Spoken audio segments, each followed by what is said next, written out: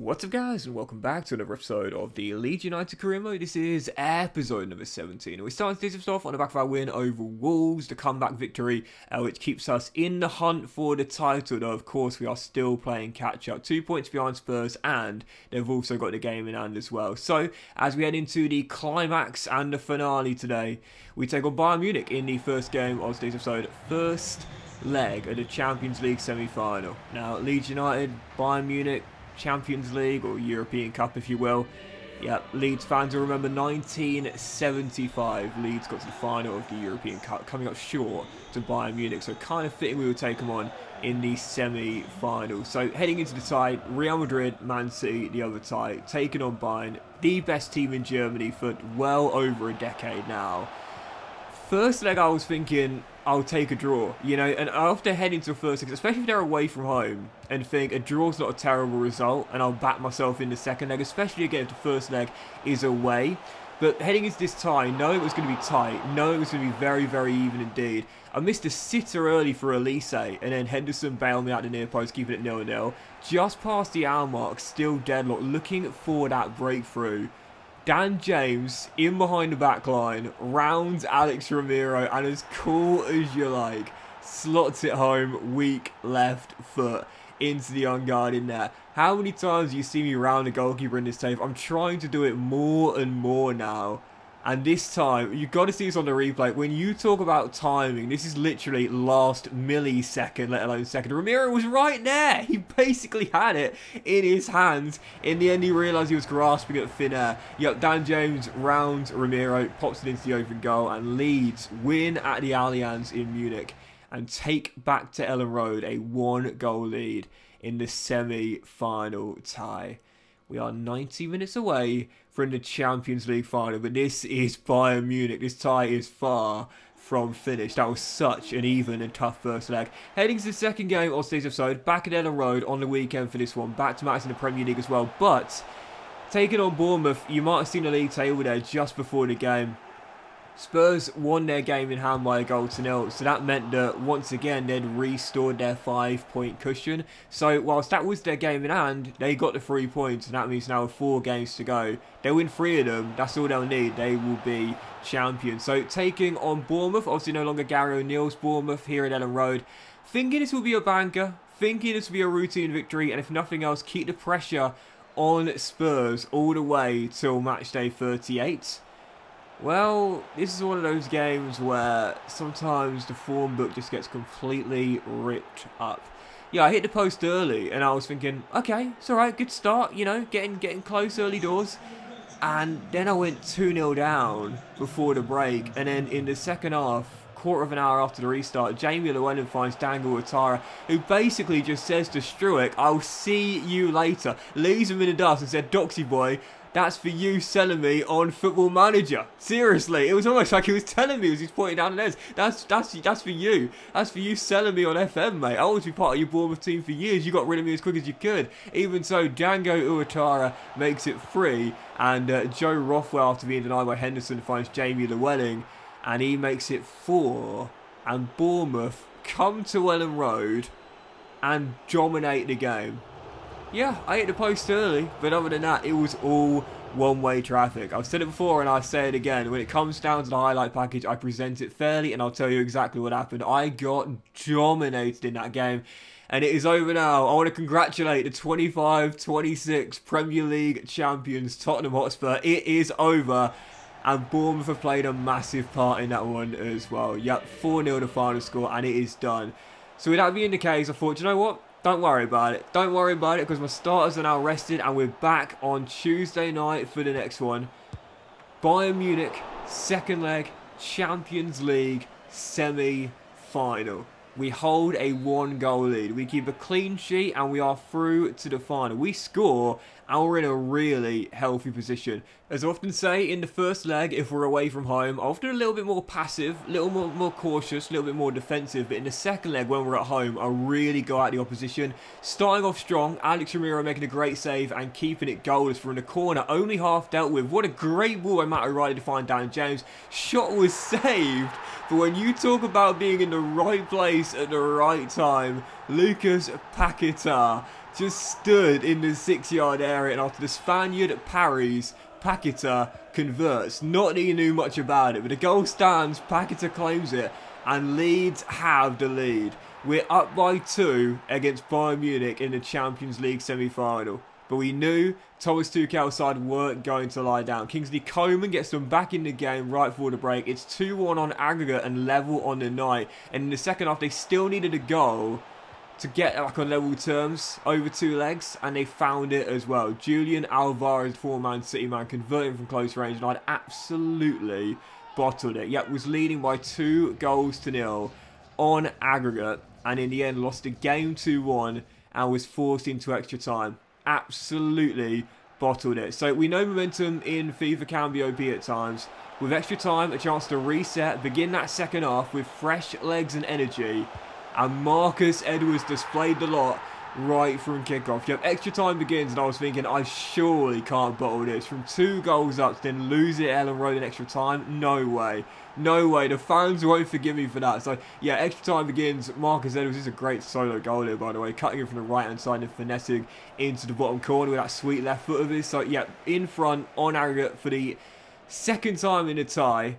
We now lead by a goal once again, and with 8 minutes to go, oh my goodness, absolutely bottled it. When you talk about choking under the pressure, dear oh dear oh dear, what a throwaway. Bayern forced the shootout. Yeah, I blew it. I absolutely blew it. So heading into penalties, Florian Wirtz converts after I lost possession deep in my own territory. 3-2 on the night, 3-3 over 2 legs, and we head to penalties.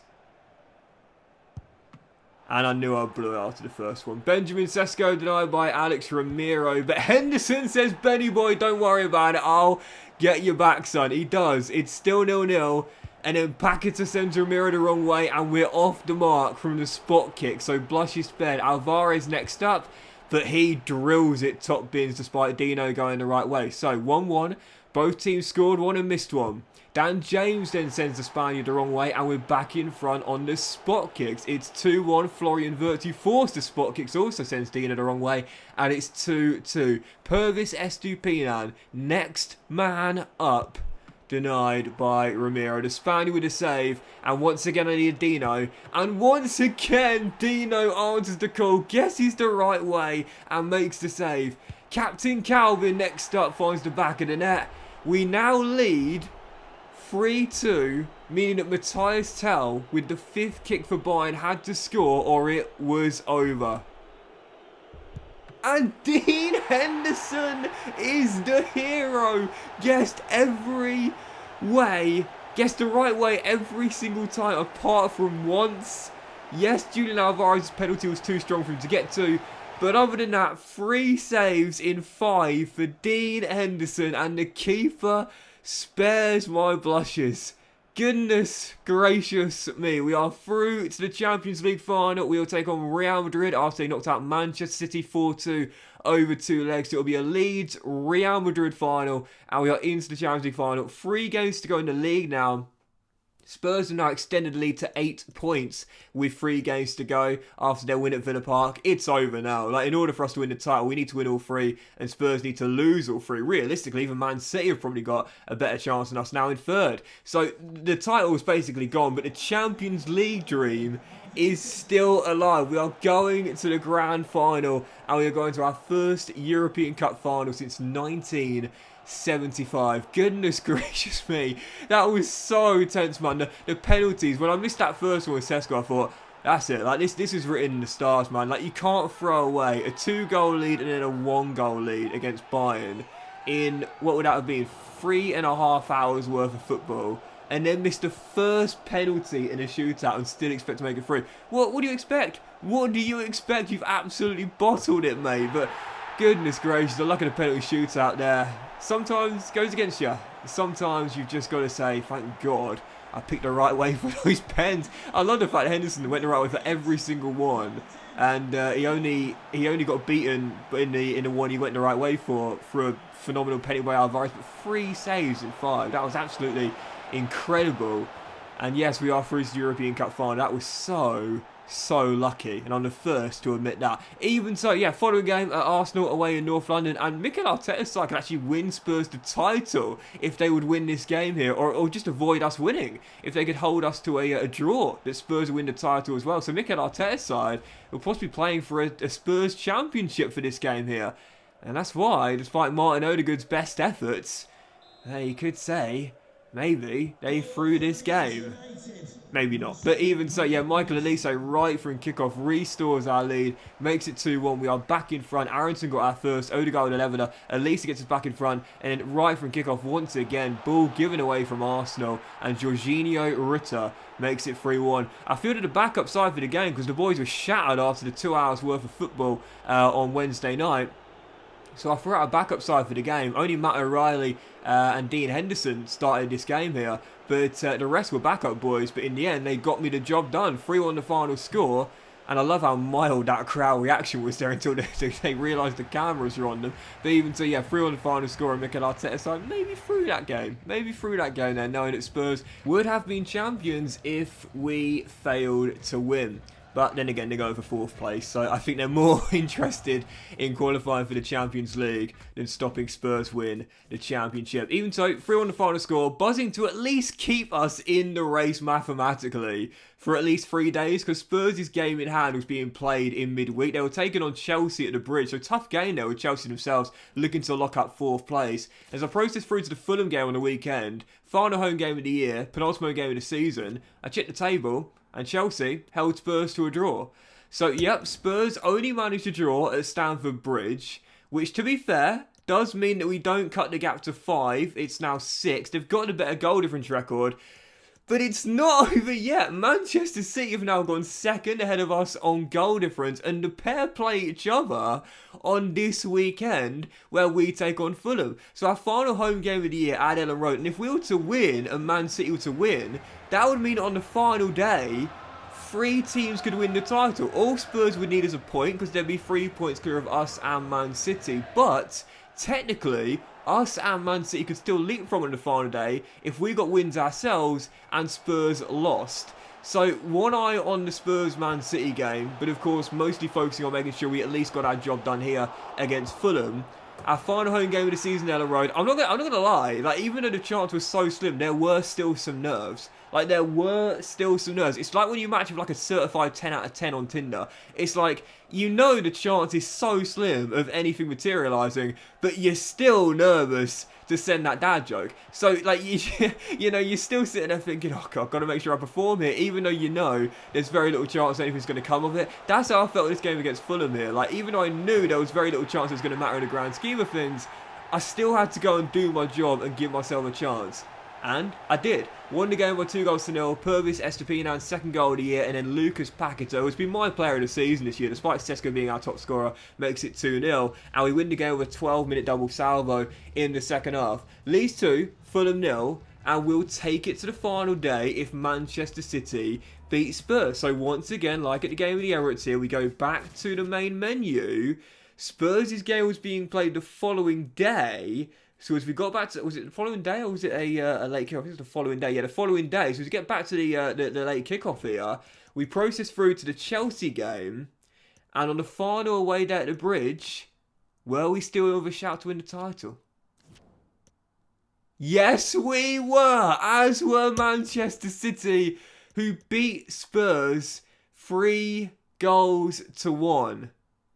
So a win in North London for Man City. I think the game actually came midweek, not on Monday night. But even so, a win for Man City means they leapfrog us and go second on goal difference. We had the same amount of points, but on the final day, these are the fixtures. Spurs play Leicester away. They get a point at the King Power, they're champions. But if they lose and Manchester City win, then Manchester City are champions. Goal difference won't matter at that point because they will leapfrog Spurs guaranteed, even with a 1-0 victory and Spurs losing by a goal to 0 because they've scored more goals, and the goal difference would be equal if the score was reduced by 1 and improved by 1 in the case of Spurs reducing and Man City improving. But for us, we had to beat Chelsea away at the Bridge and hope for a goal swing as well. The chance was incredibly slim. But I thought, we've got this far, and it's been a season of comebacks, maybe we can come back from the complete brink to win the championship against all odds. Chelsea said otherwise. 26 minutes into the game, and after a bit of a scramble, Christian Pulisic, Captain America, gives the Blues the lead. We hit the woodwork earlier. I failed to capitalise on the chance. Chelsea went to goal up, and in the second half, where I hadn't played especially well, if I'm being totally honest here, Bernardo Silva found Kubo, and Chelsea went 2 goals up right before half-time with the final kick of the first period. Chelsea 2, Leeds 0. And in the second half, I saw the scores at the break. Leicester and Spurs were level, so as things stand, they were going to win the championship anyway. And in the second half, you might have seen it pop up there in the top right. Harry Kane, desperate for that major honour with Spurs, scores the goal that will surely win them the game and the title as well. And basically at the exact same moment, Bernardo Silva made it 3, and it was done. Final score in West London, final score at the Bridge. The Leeds boys gutted and consoled by the Chelsea players, even though they were the ones that ruined it for us. Well, not really. Chelsea 3, Leeds 0, and that is that. It is over. Mauricio Pochettino's side get the 3 points. Not a deal would have mattered either way. Not a deal would have mattered either way. Why is that? Well, it's because Spurs beat Leicester and Manchester City won their game as well. So, in the end, it wouldn't have mattered either way. Spurs did their job on the final day. They are champions of England. They almost choked it away right at the end. But in the end, on the final day, Harry Kane fires them to Premier League success. Man City in second, us in third. Great title race for the second straight year, though, with Chelsea finishing in 4th and a bit of separation between the top 4 in the chasing pack. Liverpool and Arsenal in 5th and 6th, and Manchester United in 7th. So a 3rd place finish for Leeds, 1 place higher than last year. And, you know, I'll take it. I said this year I wanted to be in a title race, and we were. But I didn't say we had to win it. Top 4 for me, staying in it, that was good enough for me. And that's what we've done. We're back in the Champions League for next year. But speaking of the Champions League, I see Sesko win the Golden Boot, Paqueta win the assist title, and Hendo win the Golden Glove. We're not done yet. Champions League final as we take on Real Madrid, going for our first ever Champions League. But that will end today's episode of the Leeds United Career, guys. Big fan, if you enjoyed it. If you had, then please drop a like. So you'll have a fantastic day, and I'll see you for the Champions League finale, the season finale, very soon.